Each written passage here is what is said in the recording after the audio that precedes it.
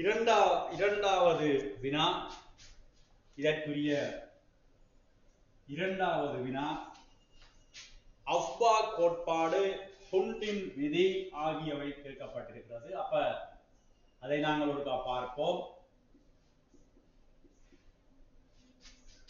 கோட்பாடு, அடுத்தது இதிலே கேட்கப்பட்டிருக்கிறது ஹுண்டின் விதி,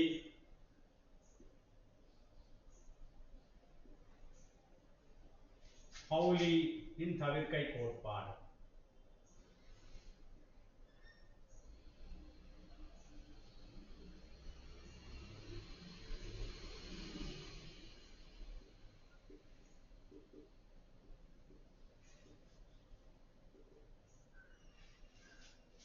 பவுலி எக்ஸ்க்ளூஷன் பிரின்சிபல் என்றதை பற்றி பார்ப்போம்.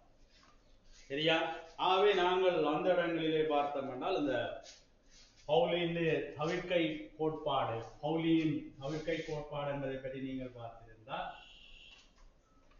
அந்த இடங்களிலே நாங்கள் என்ன நடவடிக்கை என்பதை பற்றி பார்ப்போம்.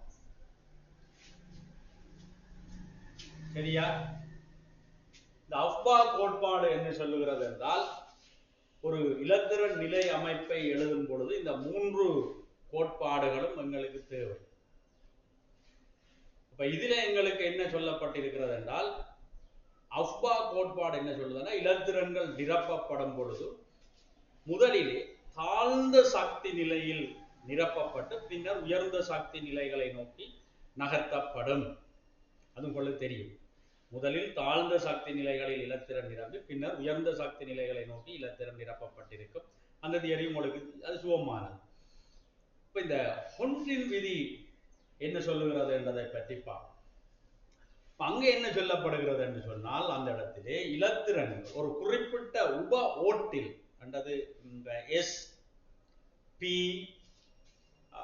நாங்கள் பார்ப்போம், எஸ் பி டி எஃப் என்ற அந்த உப ஓடு.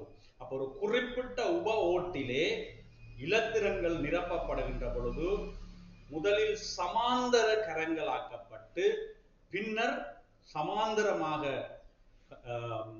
நிரப்பப்பட்டு பின்னர் அது எதிர் திசைகளிலே கரங்களாக்கப்படும். உதாரணமாக ஒரு டீஜெனரேட் ஆர்பிட்டல் என்று சொல்லுகின்ற சமசக்தி உடைய அந்த ஒழுக்கு, ஒரு உப ஓடு பி என்ற உப ஓடு 3 சமசக்தி உடைய ஒழுக்குகளை வைத்திருக்கு. ஆகவே அங்கு இலத்திரன்களை நீங்கள் நிரப்பினால், இந்த பி என்ற உப ஓட்டிலே ஒரு 4 இலத்திரனை நிரப்பினால் முதலில் சமாந்தரமாக நிரப்பப்பட்டு பின்னர் கரங்களாக்கப்படும். இதுதான் எங்களுக்கு சொல்லப்படுகின்ற ஹுண்டின் விதி. இந்த பவுலியின் தவிர்க்கை கோட்பாடு என்ன சொல்லப்படுகிறது என்று சொன்னால், ஒரு அணுவில் 2 இலத்திரன்கள் நிரப்பப்படுகின்ற பொழுது அவை 4 அந்த 2 இலத்திரன்களும் 4 சக்தி சொட்டுக்களையும் சமனாக கொண்டிருக்க முடியாது. உங்களுக்கு தெரியும், 4வது எப்படியும் மாறும். ஏன்? இலத்திரன் எதிரெதிர் திசையிலே கரங்களாகிறபடியால் 4வது அது எப்படியும் மாற்றம் அடையும். சரி, அப்ப ஒரு அணுவில் அல்லது ஒரு அணுவில் உள்ள ஒரு குறித்த ஒழுக்கில் 2 இலத்திரன்கள் நிரப்பப்படுகின்ற பொழுது 4 சக்தி சொட்டுக்களும் சமனாக காணப்பட முடியாது.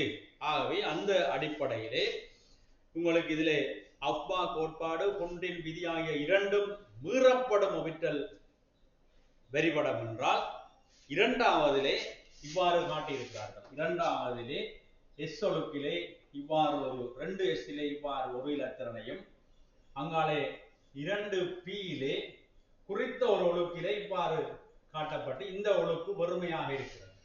இவ்வாறு இருக்க முடியாது.